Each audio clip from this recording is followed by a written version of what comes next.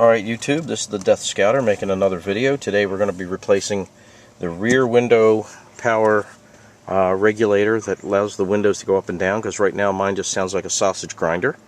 To do that, I had to go out and get myself the right part number. This is a Dorman part number. Seems to have a little better warranty than some of the other stuff out on the market.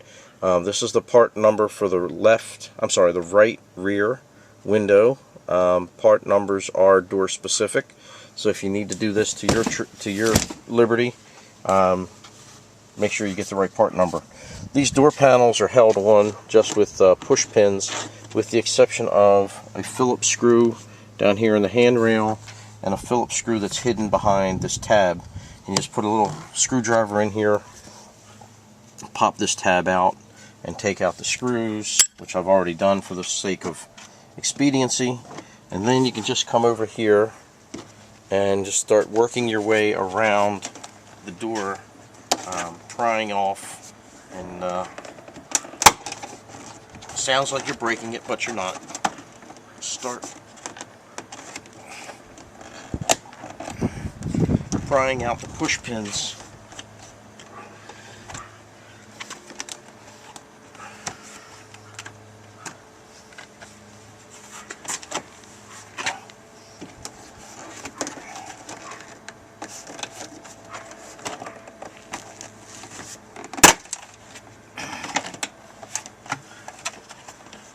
Yep.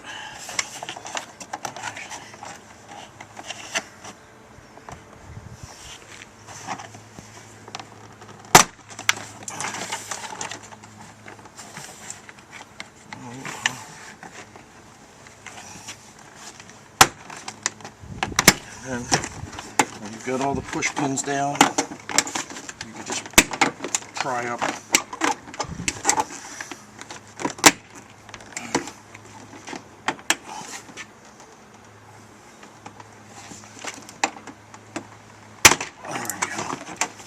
And then work this off of here. Okay, so we did leave one in. I'm gonna have to work that out. Looks like that did break, but these traditionally just push in. They're held by just the tension of compression fittings around these ridges. Sounds like you're doing an awful lot of damage, but you're not. And then what we're going to do is we're going to get this vapor barrier off and expose the workings of the window regulator. So let me go ahead and clean this up. A couple things to keep in mind. Here we want to get the door handle separated.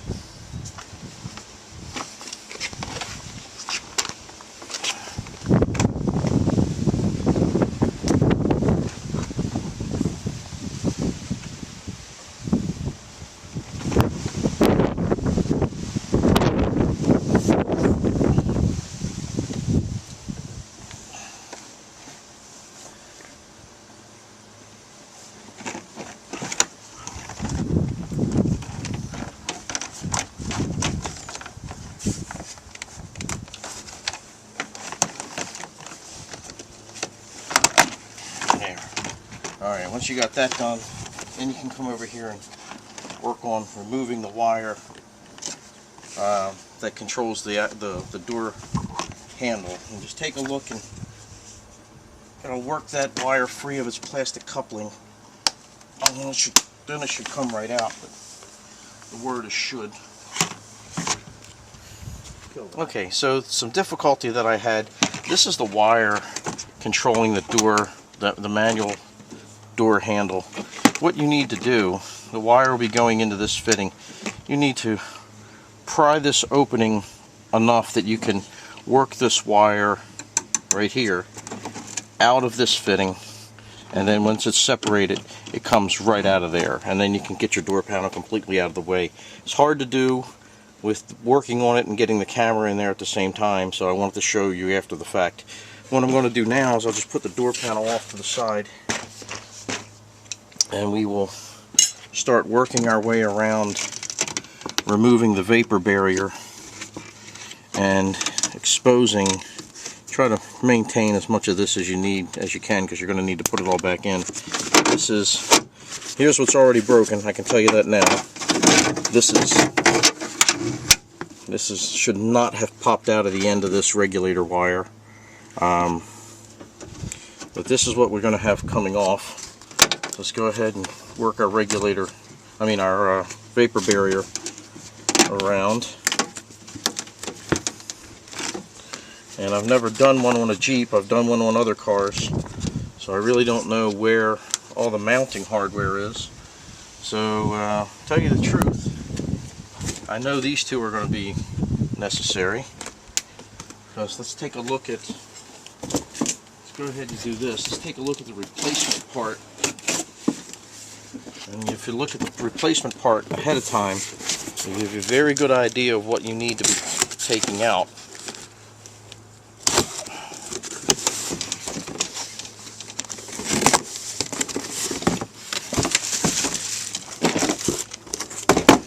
So here is the part that we're going to be putting on, and give you an idea of where this sits in the car. Here are the two screws here, and then obviously there's a motor that we're going to be connecting with 3 screws. And those look like, yeah, so here's those. Okay, so, and then this tucks up over here. So where you see nothing shooting out of this tube and you see everything shooting out of this tube, that's why one's broken and one's not. So what we need to is we need to get to these 2 bolts, the one at the bottom, and then the 3 that hold on the motor. So this is what we're looking at right here. And just peel the vapor barrier away to get to all that, and we'll take these screws, these bolts out. And the other thing to keep in mind, and here's where window regulators become a pain in the tail, and of course there's going to be a wiring harness, is you usually need to be very mindful on this part here. This is the clip. This is what holds on to the glass. Okay, so you need to know how you connect to the glass so that you can disconnect and get this out and put the new one in. Now what these do, again, we're in the age of dropping tools.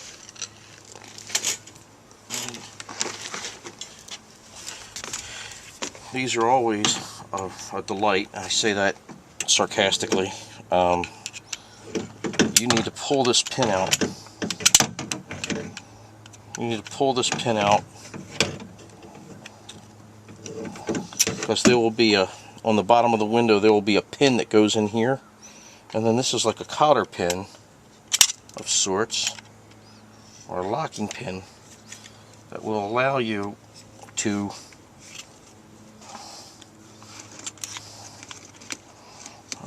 come on now, shouldn't be that difficult. There we go. That's what you want to do right there. You just want to pull it out that far so that when you push the pin back through, you can just push this wiring clip over and latch onto that pin, and this is the piece that slides up and down that raises your window. Alright, so here's the 3 parts. Alright, so you have your rail, you have your motor, and you have your connection into the glass. So let me go ahead and get this off and get the bolts out, and we'll pick up the video from there. Okay, so with the vapor barrier pulled out enough that I can get to the 3 bolts that hold the motor, the top 2 of the rail, the bottom of the rail, the next question is, how do I disconnect the existing equipment from the window? And you got to get to this part, right? So let's go ahead and we're going to try to lower the window until alright, go ahead and lower the window down until we get down to this hole. And if it doesn't go, you can always just grab it with your hand. Okay, and there's the clip right there. So we'll have to do this with a long-handled flathead screwdriver and get this disengaged. And then remember, when this becomes disengaged and you pull this rail back, nothing's holding this glass up. So you might want to be cautious about this. Maybe have a second person out here holding on to the window just to keep the glass from slamming down into the bottom of the track. Alright, so I'm going to go ahead and get in there with a long handle screwdriver and at least open that pin up. Which I actually, tell you what, I'm going to wait and do that until I get all these nuts and bolts out first. Just thinking if there's a right order of doing things. I don't think it's all that important. We're just going to go ahead and, at this point, it's all a matter of just getting to it and disconnecting everything. Okay, so once I was able to work it and get the pin out of the track, you got to put the bottom of the track. It's off this bolt here. That needs to go to the far left of the door, so that you can start to maneuver this out of the doorway. And I'm gonna continue to grapple with this. I just want to see that this is kind of like a puzzle, trying to get this crap out of the way. But it will come out and it will go in all in one. Okay, I just wanted to show that in order to get this wiring harness connected to the new replacement motor, you really need this working space here, so the speaker has to come out. So your door speaker comes off. Just need to disconnect the wiring connections. You need to know which one's plus and minus. I do not. That's something else I'm going to have to work on because they came off by accident. But now with all this off, we're going to go ahead and just start reassembly of the window, and then I'll deal with the speaker after the fact. So I just want to show that we need to get some access in here, and then we can line up the motor holes. Make sure that you have this tube appears to be on the inside of the track going up and down, and make sure you guide it up here back into this harness so that everything tracks where it's supposed to. Right? So it's a very tight fit. It's very difficult to reach in here with your arms and make it all work, but it's all about guiding the parts in the right order. Right, so first I mounted the up and down rail. Okay, then I mounted the motor. Alright, then I brought the glass down and I manually felt down until that pin, that's what I'm showing right there, is that pin. I had to push it in until the pin right there came into that connection, and then all I need to do is push that over. Now the glass is locked in place. You don't need to hold the glass anymore, and now this is just a matter of put the speaker back in, reconnect your speaker leads, and then we will make sure that we have our locking mechanism in the right holes.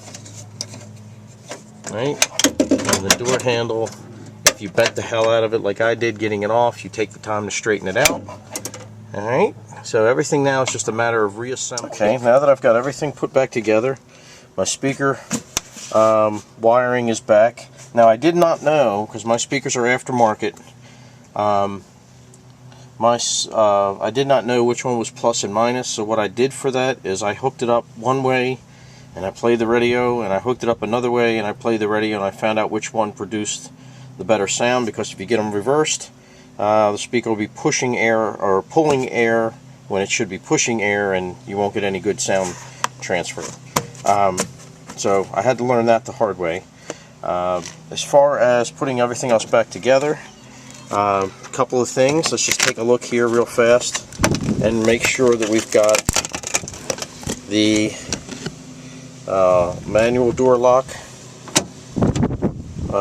positioned to the right place and up through the hole. Make sure that we've brought our manual door handle through the front door, through this opening here in the vapor barrier, and make sure that we've got our whatever hose this is locked in here to this wiring guide. Otherwise it'll come popping up through here when the tension on it gets so bad that it just pushes up. So we're going to go ahead now and just push our vapor barrier back into place all the way around. Take notice, there's another reason I'm doing this part of the video. Take notice of where these push pins go, and you probably want to know this more before you take off your door panel than right now, because when you go to put the door panel on, you're just going to line these up. So you've got you know, 3 down the left side, 3 up to the bottom half here, and then an additional 3, or if you want to think of it, 4 across the top. All you got to do is get the door panel hooked up. Remember, put this into the hole first, and then turn it into and lock it in, snap it into the plastic piece that's on there. That's what will secure this to the manual door handle. And then